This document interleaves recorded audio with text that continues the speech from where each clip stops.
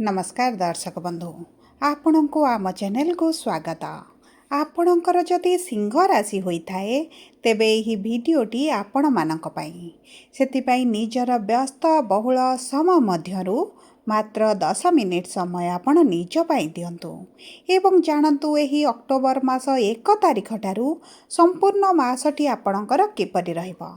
देखंतु दर्शक बंधु एही अक्टोबर मासर राशिफलटी अन्य मास गुड़िक परि सामान्य राशिफल नुहे, कारण एही मासरे छोट बड़ ग्रह को जदि मिसा जाए तेबे 5टी ग्रह करिवे राशि परिवर्तन एवं एथि मध्यरु गोटे एमिति ग्रह गोचर करिवे जे आपणकर वर्तमान समय रे जेउ भली परिस्थिति चलीची सेथिरे बड़ सुधार आनिबे। ता सहित आपण जो परिस्थिति दे गति करूछंती आपणकर मान सम्मान प्रतिष्ठा सहित आपणकर अस्तित्व रे मध्य बड़ परिवर्तन आनिबे। देखंतु समस्त सिंह राशि व्यक्ति माने जो माने वर्तमान समय रे बहुत अधिक समस्या दे गति करूछंती, कारण गत 2 किंबा 3 वर्ष पूर्वरु आपणक जीवन रे जेउ टिके डिसबालांस होई जाइथिला एवं सही कारणरु आपण जो करज ऋण लोन रे रहिछंती वर्तमान आपणको सही सब समस्या गुड़िक बहुत अधिक चिंतित करुछि। किंतु एही अक्टोबर मासरे ग्रहंकर स्थिति परिवर्तन आपणकर एही भली परिस्थिति रु सुधार आनिबो एवं धन आपणक पाखकु आपण छाय आसीबा आरंभ करिबो।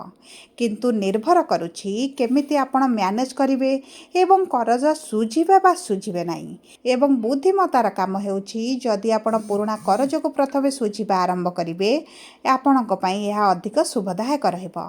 तेबे संपूर्ण मासटी किपरि रहइबो आपणक पई एवं केमिति परिवर्तन आसीबो जानिबा पूर्वरु जदि आपणकर सिंह राशि होइथाए एवं आपण भी ईश्वर को आंतरिक भक्ति एवं विश्वास करती तेबे वीडियोटी को लाइक करंतु एवं कमेंट बॉक्स रे जय जगन्नाथ जय माँ लक्ष्मी अवश्य लिखि दियंतु। ता सहित आम सह जोगाजोग करिबा पई वीडियोर मध्य भाग रे एक व्हाट्सएप नंबर दिए दिया जाइछि, जो नंबर साहाय्य आपण आम सह जोगाजोग करी निजर नूतन कुंडली प्रस्तुत करि परिबे, कुंडली विश्लेषण कराई परिबे किंबा आपणकर चाकरी विवाह व्यवसाय प्रेम संपर्क को नै किछि समस्या रहिछि ताहार सहजरे एवं स्वल्प मूल्य रे समाधान करिपारिबे। सेतिपई आपण आम सह शेष पर्यंत जोड़ी होई रुहंतु एवं व्हाट्सएप नंबर माध्यम रे आम सह जोगाजोग करंतु।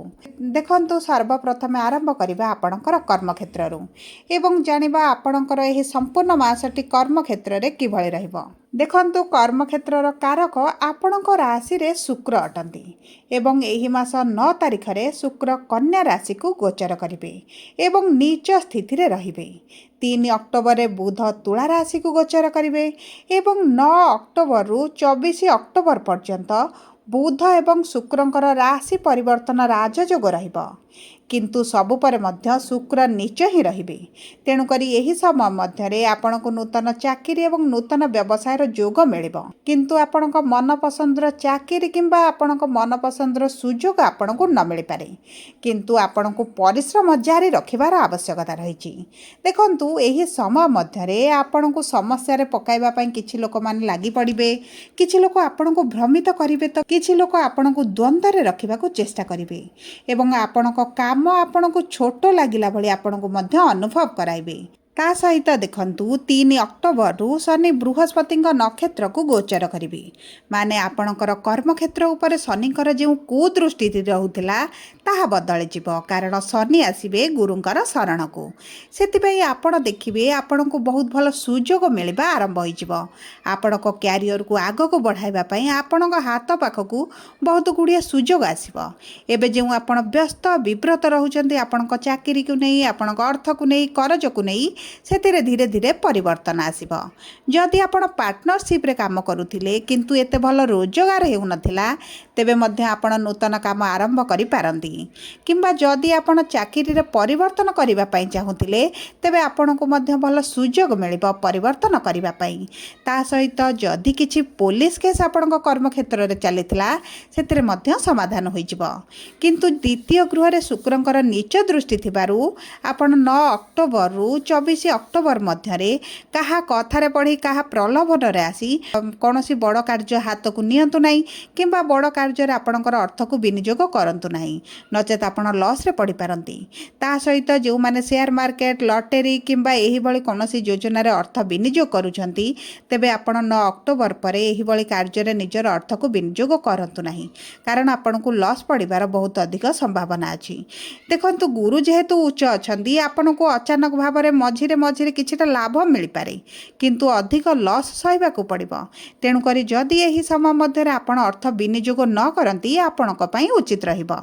ତା ସହିତ ଦେଖନ୍ତୁ, ଦ୍ୱାଦଶ ଗୃହକୁ କର୍କଟ ରାଶିକୁ ବୃହସ୍ପତିଙ୍କର ଗୋଚର ହେଉଛି, ମାନେ ଆପଣଙ୍କର ବିଦେଶ ଯାତ୍ରା ଯେଉଁ ସବୁ ସମସ୍ୟା ଆସୁଥିଲା, ଯେତେ ବଡ଼ ବଡ଼ ବି ଆପଣଙ୍କର ସମସ୍ୟା ଆସୁଥିଲା, ତାହା ନିଶ୍ଚିତ ଭାବରେ ସମାଧାନ ହୋଇଯିବ ଏବଂ ଆପଣଙ୍କର ଅକ୍ଟୋବର 18 ତାରିଖ ପରଠାରୁ ବିଦେଶ ଯାତ୍ରା କରିବା ପାଇଁ ବହୁତ ଅଧିକ ଭଲ ସୁଯୋଗ ମିଳିବ।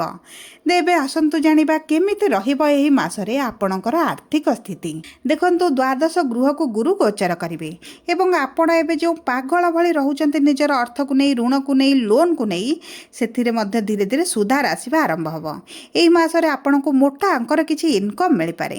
ତା ସହିତ ଷଷ୍ଠ ଗୃହର ସ୍ୱାମୀ ଶୁଭ ଗୃହକୁ ଯାଉଛନ୍ତି, ମାନେ ବ୍ୟବସାୟ ପାଇଁ ଯଦି ଆପଣଙ୍କର ଅର୍ଥର ଆବଶ୍ୟକତା ଥିଲା ଏବଂ ଅର୍ଥ ପାଇଁ ଆପଣଙ୍କ ବ୍ୟବସାୟ ଆପଣ ଆରମ୍ଭ କରିପାରୁନଥିଲେ, ତେବେ ମଧ୍ୟ ଆପଣଙ୍କୁ ଅର୍ଥ ମିଳିପାରେ। ଆପଣଙ୍କର ଲୋନ୍ ଯଦି ଚାହୁଁଥିଲେ ଲୋନ୍ ମଧ୍ୟ ମିଳିପାରେ ଏବଂ ଯଦି ଆପଣଙ୍କର ଚାକିରିରେ ପଇସା ଫସିକି ରହିଛି, ତାହା ମଧ୍ୟ ଆପଣଙ୍କୁ ଏହି ସମୟ ମଧ୍ୟରେ ମିଳିଯିବ ଏବଂ ଯେଉଁମାନେ ମେଣ୍ଟେନାନ୍ସ ପାଇଁ କେସ୍ କରୁଛନ୍ତି, କୋର୍ଟରେ ତାଙ୍କର କେସ୍ ଚାଲିଛି, ସେମାନଙ୍କୁ ତାଙ୍କ ମେଣ୍ଟେନାନ୍ସ ମିଳିଯିବାର ମଧ୍ୟ ସମ୍ଭାବନା ଅଛି।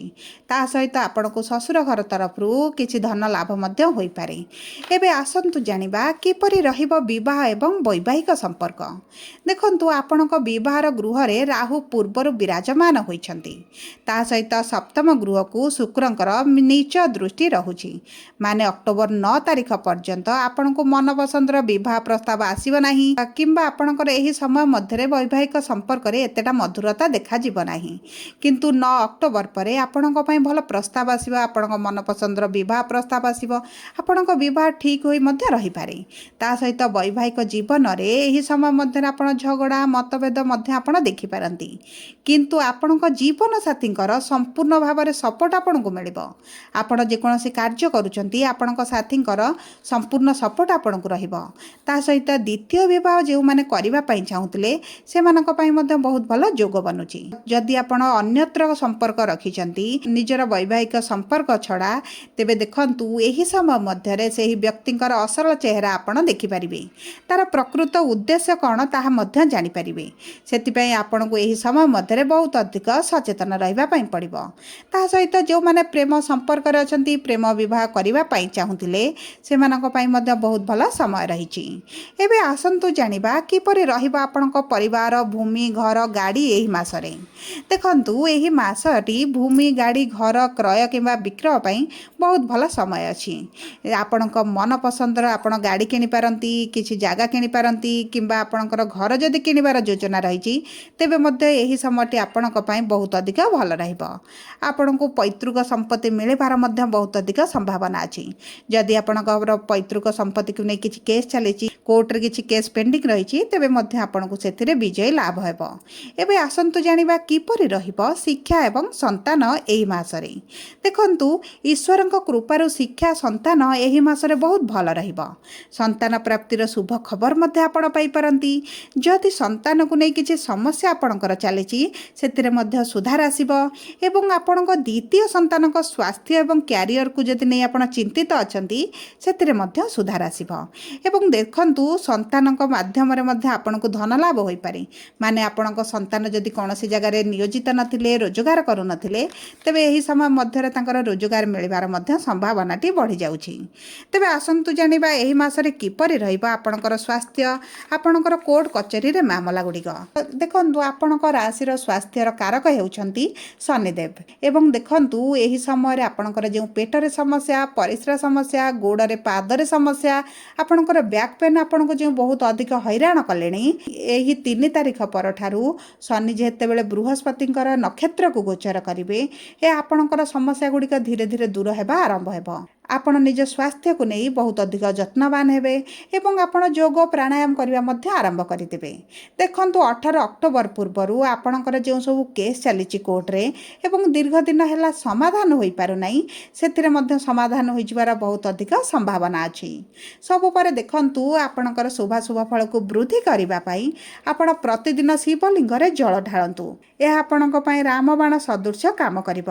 ତାହା ସହିତ ଯଦି ଆପଣ ପ୍ରତିଦିନ ଲାଲ ରଙ୍ଗର ଫୁଲ ମା ଲକ୍ଷ୍ମୀଙ୍କ ପାଖରେ ପୂଜା କରନ୍ତି ଏବଂ ଶୁଦ୍ଧ ଘିଅରେ ଦୀପ ସନ୍ଧ୍ୟା ଏବଂ ସକାଳ ସମୟରେ ଜାଳନ୍ତି, ତେବେ ମଧ୍ୟ ଏହା ଆପଣଙ୍କ ସମୟରେ ବଡ଼ ପରିବର୍ତ୍ତନ କରିବ। ଯଦି ଆପଣଙ୍କର ସିଂହ ରାଶି ହୋଇଥାଏ, ଭିଡ଼ିଓଟି କିଭଳି ଲାଗିଲା କମେଣ୍ଟ ବକ୍ସରେ ଲେଖି ଜଣାନ୍ତୁ। ଯଦି ଆପଣଙ୍କ ପ୍ରିୟଜନଙ୍କର ସିଂହ ରାଶି ହୋଇଥାଏ, ଭିଡ଼ିଓଟି ତାଙ୍କ ସହ ସେୟାର କରନ୍ତୁ। ଯଦି ଆପଣ ପ୍ରଥମ ଥର ଆମ ଚ୍ୟାନେଲକୁ ଆସିଛନ୍ତି, ଚ୍ୟାନେଲଟିକୁ ସବସ୍କ୍ରାଇବ୍ କରନ୍ତୁ। ପାଖରେ ଥିବା ବେଲ୍ ଆଇକନ୍କୁ ପ୍ରେସ୍ କରନ୍ତୁ। ଧନ୍ୟବାଦ।